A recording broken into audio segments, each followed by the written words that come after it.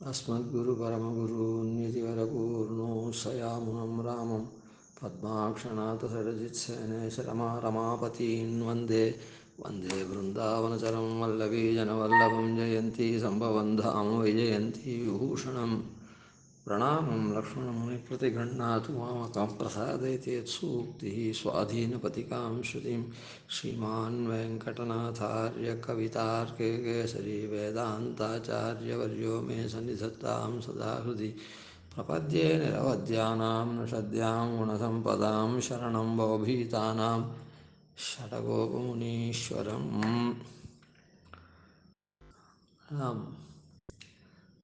இதுவரையில் ஸ்ரீபாஷ்யக்காரருடைய சரம தசையிலே அவர் தன்னிடத்தில் அணுக்கராக இருந்த சிஷ்யர்களை பார்த்து உபதேசம் பண்ணின 5 வார்த்தைகளை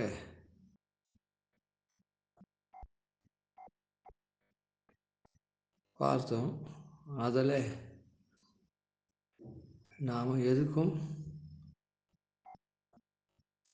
கஷ்டப்பட வேண்டாம், தேக யாத்திரை கர்மாதீனமாக நடக்கும், ஆத்ம யாத்திரை அவன் மோக்ஷயிஷ்யாமின்னு சொன்னதுனால அவன் அதீனமாக நடக்கும், எதுக்கும் நாம் விசாரப்பட வேண்டாம். அப்படி எதுக்கும் விசாரப்பட வேண்டாம்னா கண்டபடி பண்ணலாமா, தெரியலாமா அப்படின்னு அது கூடாது. அது நம்முடைய ஸ்வரூபம். அதாவது நாம் மனுஷனாக பிறந்திருக்கோம், பிராமணனாக பிறந்திருக்கோம், ஸ்ரீ வைஷ்ணவனாக இருக்கும், அதில் புருஷாளாக இருக்கும், அதில் ஸ்திரீயாக இருக்கும், இப்படியெல்லாம் இருக்குதே. அந்த தன்மை ஸ்வரூபத்துக்கு கண்டபடி தெரிஞ்சால் விரோதமாகும். அதனால் ஸ்வரூபத்துக்கு தகுந்த மாதிரி தான் நடக்கணும். அது ஸ்வரூபத்துக்கு தகுந்தது அப்படின்றது சாஸ்திரங்களை கொண்டு தான் அறிய முடியும். அதுபடி நடக்கணும்.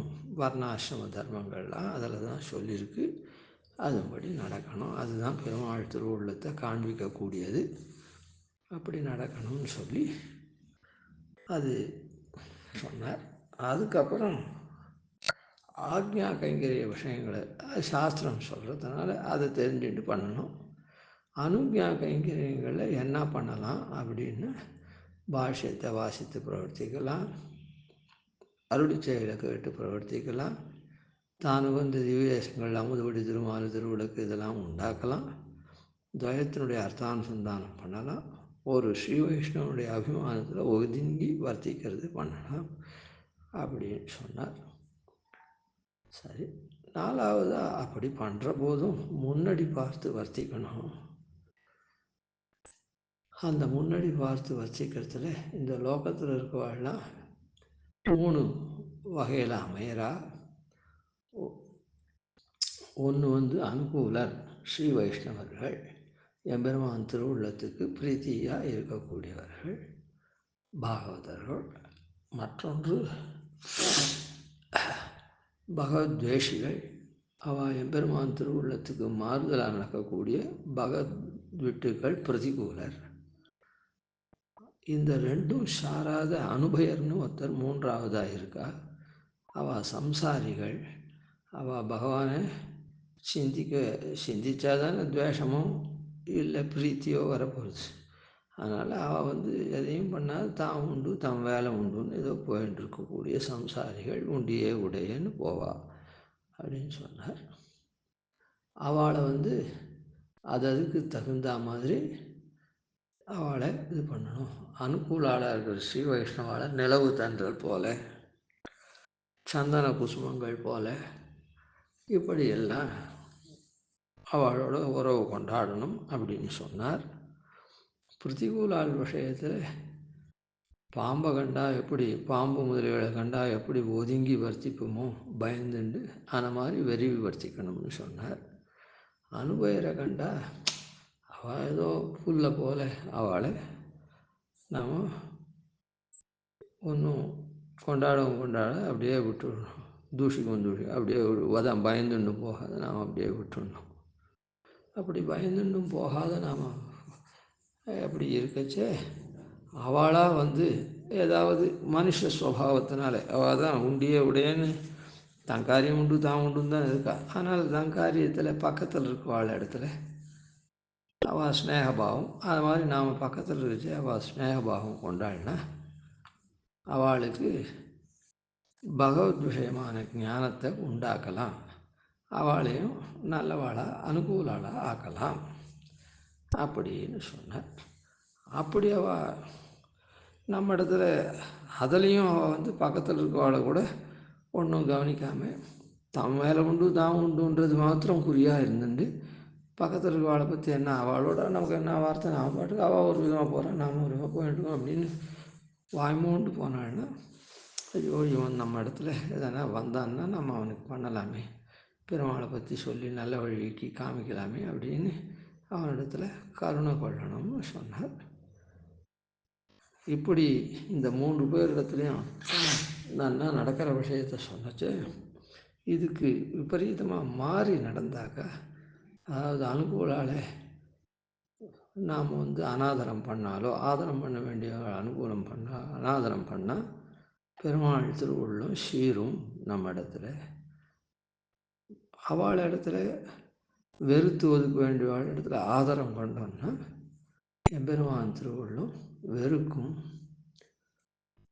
அனுபவர்கிட்ட சம்சாரிகள்கிட்ட ஆதரித்தோன்னா அதை அவள் ஒன்றுமே பண்ணாது, அவள் பாட்டுக்கு போயின்னு இருந்துச்சு, நான் பாட்டுக்கு எதனா அவள் இடத்துல ஸ்னேக பாவாதிகள்லாம் வச்சு ரொம்ப அவளை ஆதரித்தோன்னா எம்பெருமான் வந்து அனாதரம் பண்ணுவான், இவனுக்கு ரத்னத்துக்கும் கல்லுக்கும் வித்தியாசம் தெரில அப்படின்னு நம்ம நினைப்பேன் அப்படின்னு சொன்னார். இதுக்கெல்லாம் காரணம் என்னென்னா, ஆசா பாசங்கள்னு சொல்லக்கூடிய அர்த்த காமங்கள், அவனால் நமக்கு எதனா பிரயோஜனம் வரும், இந்த காரியங்களை மாறி பண்ணால் நமக்கு எதனா பிரயோஜனம் வரும், ஆதரிக்க வேண்டியவாளை அனாதரிச்சோ வெறுக்க வேண்டியவாளை ஆதரிச்சோ இல்லை ஒதுக்க வேண்டியவாளை ஆதரிச்சோ பண்ணால் இந்த மாதிரி பண்ணுறதுலாம் எதுக்காக, அவங்ககிட்டேருந்து எதனா ஒரு லாபாதிகள் வரும் இந்த காரியங்கள்னால அப்படின்னு பண்ணக்கூடாது, பெருமாளுடைய திருவுள்ளம் சீரும் அப்படின்னு சொல்லி அதை முடித்தார். அதுக்கு மேலே சுவாமி தேசிகன் சிவாஷ்யகாரர் சாஸ்திரத்தை தழியும் அந்த சாஸ்திரத்தை பெரியோரான தமக்கு பூர்வரான அளவந்தார் சாதித்தபடிக்கும் இந்த கைங்கரியங்கள்லாம் சரம தசையில் இந்த கைங்கரியங்கள்லாம் விதித்தார் அப்படின்னு சொல்லி சொன்னார். இதை நாம் பார்த்தோம். இப்போ என்ன ஆகுதுன்னா, பெருமாள் திருவுள்ளம் வகுக்க நாம் நித்திய நைமித்திய கர்மாக்களான பண்ணணும், அது சாஸ்திரப்படி அமையணும் அப்படின்றது தெரியுது. அதுக்கப்புறம் அனுஜ்ஞா கைங்கரியங்கள் நம்மளால் முடிஞ்சால் பண்ணலாம், முடியலன்னா அதுக்கு யோகியத்தை இல்லை, முடியலன்னா விட்டுடலாம் அப்படின்ற கைங்கரியத்தையும் சாஸ்திர வரம்பு மீறாத பண்ணணும், இல்லைன்னா எம்பெருமானுடைய திருவுள்ளத்துக்கு நாம் பாத்திரமாக மாட்டோம் இப்படின்னு தெரிஞ்சுதுன்னா, அப்போது ஆக்ஞா கைங்கரியங்களும் நம்மளால் சரியாக பண்ண முடியாத சூழ்நிலை நிறைய இருக்குது, அனுஜ்ஞா கைங்கரியங்களும் நம்மளால் பண்ண முடியாத சூழ்நிலைகள் நிறைய இருக்குது. அப்போ எம்பெருமானுடைய திருவுள்ளத்துக்கு நாம் பாத்திரமாக மாட்டோம் அப்படின்றது தெரியுது. அதுதான் அபராதம். ராதுன்ற தாத்துக்கு பிரீத்தி தானே, ஆராதனன்றதை முன்ன பார்த்தோம். இப்போ அதுக்கு மாறுபட்டு நடக்கிறதெல்லாம் அபராதம், எம்பெருமானுடைய அப்பிரீத்தியை உண்டாக்கக்கூடியதெல்லாம் அபராதம். அந்த அபராதம் பண்ணாதே நம்மளால் இருக்க முடியாது. அப்போது நமக்கெல்லாம் ஒன்றும் வழியே கிடையாது, அதை எப்படி எம்பெருமானுடைய பிரீத்தியை நாம் அப்படியே தக்க வச்சுக்கிறது அப்படின்னா அதுக்கு பரிகாரம், அபராதமும் பரிகாரமும் அப்படின்றத இந்த இதில் தேசிகன் காட்டின வழியில் நாமும் அதை சந்திப்போம். இதில் அபராதம் அப்படின்றது எப்படின்னா, ஆண்டாள் சொல்லியிருக்கா, போய பிழையும் பூதருவான் நின்னனவும் தீனில் தூசாகும் அப்படின்னு சொல்லியிருக்கா. எப்படி அது போய பிழையும், பிழைனா பூர்வத்தில் பண்ணது, அந்த பிழைகள்லாம் நம்ம இடத்துலேருந்து போயிடும். அந்த பிழையெல்லாம் பிழை நம்ம இடத்துல இருக்க வரையில் தான் பெருமானுடைய திருவுள்ளம் சேரும், மாறி இருக்கும். அந்த பிழை போய்விடும். புகுதருவான் நின்னனவும், புதுசாக இனிமேல் கொண்டு நாம் எந்த பாபத்தையும் பண்ணுறது எதனா இருந்ததுன்னா அதெல்லாம் நின்றனவும், நம்ம ஒட்டாத அப்படியே இருந்துடும் அப்படின்னு சொல்கிறோம். இது எதனால் நடக்கும் அப்படின்னா, தூயோமாய் வந்து நாம் தூமலர் தூவி தொழுது வாயினால் பாடி மனத்தினால் சிந்திக்க போய பிழையும் பூதருவான் நின்னனவும் தீனில் தூஷாகும். அதனால் தூயோமாய் வந்து நாம் தூமலர் தூவி தொழுது, தூய்மையாக நாம் எம்பெருமானிடத்தில் வந்து தூமலர் தூவி தொழுது, சுத்தமான புஷ்பங்களை, தூய்மையான புஷ்பங்களை எம்பெருமானுக்கு தூவி தொழணும் அவனுடைய திருவடி வாரத்தில். இதெல்லாம் ஏற்கனவே நாம் 8 மலர் 8 மாமலர் எண்பகர் பூவும் கொணர்ந்தேன் அப்படின்னு சொல்கிற பாசுரத்தில் அந்த இடத்துல அனுபவிச்சிருக்கோம். அஹிம்சா பிரதமம் புஷ்பம் அப்படின்னு சொல்லி விஷ்ணு பிரீத்திகரம் பவேத் அப்படின்னு சொல்லியிருக்கோம். அப்படி தூமலர் தூவி தொழுது இந்த ஆத்ம வஸ்துவை, ஆத்மா என்னது, தூய மலராக இருக்கக்கூடிய ஆத்மாவை எம்பெருமானுடைய திருவடியில் சமர்ப்பிக்கணும். அதுக்கு சமர்ப்பிக்கச்சே வாயினால் பாடி, அந்த சமர்ப்பிக்கக்கூடிய மந்திரமாக இருக்கிறது, அதாவது எத்தனையோ மந்திரங்கள் இருக்குது. அந்த சமர்ப்பிக்கக்கூடிய பரநியாசம் பண்ணக்கூடிய, ஆத்ம நிக்ஷேபம் பண்ணக்கூடிய மந்திரங்கள், அதில் பிரதானமாக பெரியோர்கள் நமக்கு அடுத்தது துவய மந்திரம். அந்த துவய மந்திரத்தை வாயினால் பாடி மனத்தினால் சிந்திக்க, மனத்தினால் சிந்திக்கணும். இந்த இடத்துல காய்க வியாபாரத்தை முதல்ல சொல்லி அப்புறம் வியாபாரத்தை சொல்லி அதுக்கப்புறம் மனோ வியாபாரத்தை சொல்கிறேன். ஆனால் பொதுவாக மனசில் தான் முதல்ல எதுவும் தோணும், அதுக்கப்புறம் அதை வாயால் சொல்லுவோம், அதுக்கப்புறம் காய்கமாக சரீரத்தினால பண்ணுவோம். ஆனால் இந்த இடத்துல ஆண்டாள் மாற்றி சொல்லியிருக்காங்க. ஏன்னா ஆத்ம சமர்ப்பணம் முக்கியமானதுனால இந்த தூமலராக இருக்கக்கூடிய ஆத்மாவை சத்தியம் அஷ்டவீதம் புஷ்பம் விஷ்ணு பிரீத்திகரம் பவேதுன்னு அந்த 8 மலராக இருக்கக்கூடிய அந்த அஹிம்சா,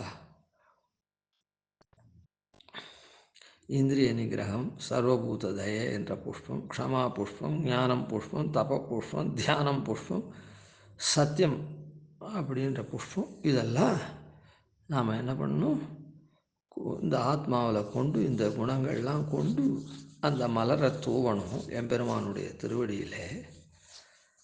அதுதான் அந்த பரநியாசம் பண்ணுறது தான், அந்த ஆத்ம நிக்ஷேபந்தான் சரணாகதி அப்படின்னு சொல்கிறது. அதனால் அந்த ஆத்ம நிக்ஷேபத்தை கட்டாயம் பண்ணணுன்றதுக்காக முதல்ல அதை சொல்லிட்டேன்.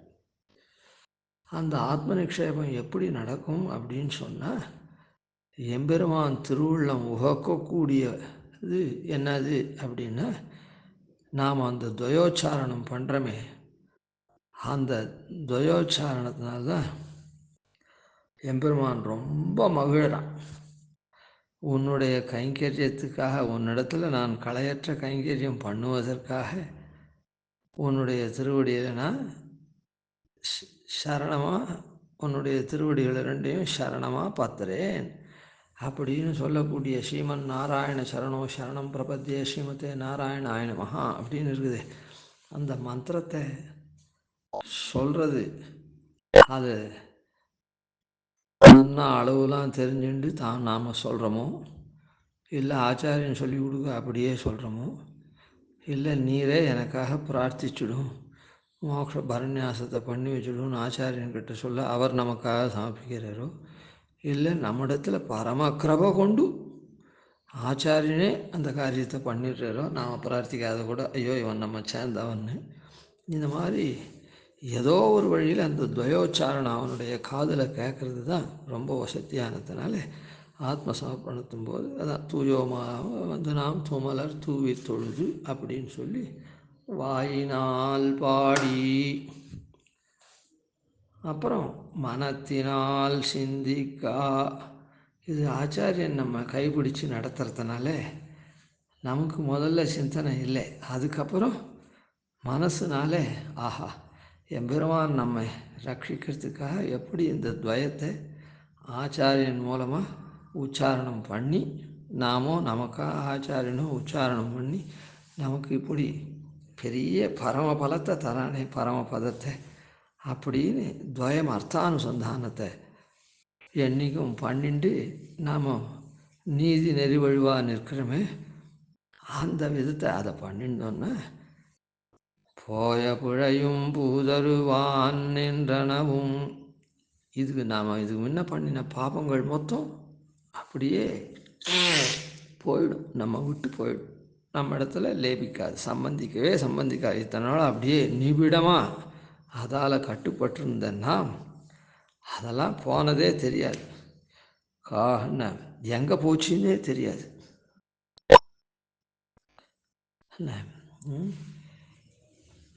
அந்த மாதிரி போயிடும்.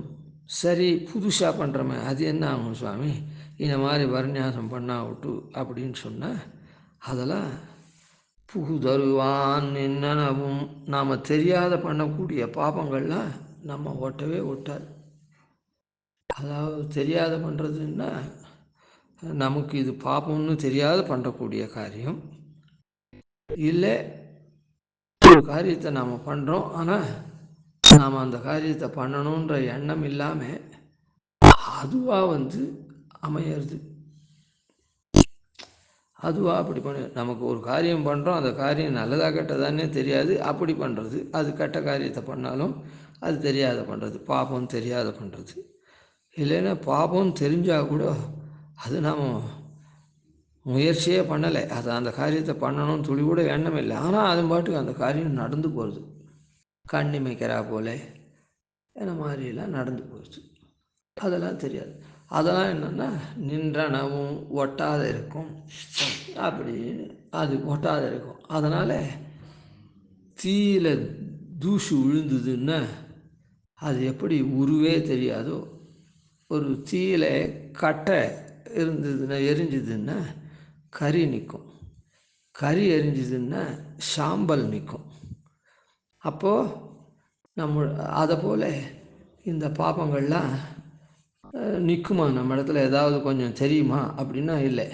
ஒரு தீயில தூசு இருக்குதே அது விழுந்ததுன்னா என்ன, அதுதான் ஸ்பார்க் மாதிரி இது பண்ணி அப்புறம் உருவே தெரியாது, கட்டையும் தான் கரியும் இருக்காது, சாம்பலும் இருக்காது, ஆன மாதிரி உருமாய்ந்து போகும், தீயில் தூசாகும் அப்படின்னு ஆண்டாள் சொன்னார். அதை இந்த சாஸ்திரார்த்தத்தை தான் இதை எப்படி சுவாமி தேசிகன் நமக்கு விளக்கமாக சொல்கிறார் அப்படின்றத நாம் அப்புறம் பார்ப்போம். கவிதார்க்கிக சிம்ஹாய கல்யாண குணசாலினே ஸ்ரீமதே வெங்கடேஷாய வேதாந்த குரவே நமः. ஆதிவன்ஷடகோபாதீநிதிவர்யான் பஜேனிஷம் ஸ்ரீரங்கபூர்வஷடதிசானபதாஸ்ரீம் ஸ்ரீவத்சவம் சுதிலகம் வந்தே ஸ்ரீகிருஷ்ணதேசிகம்.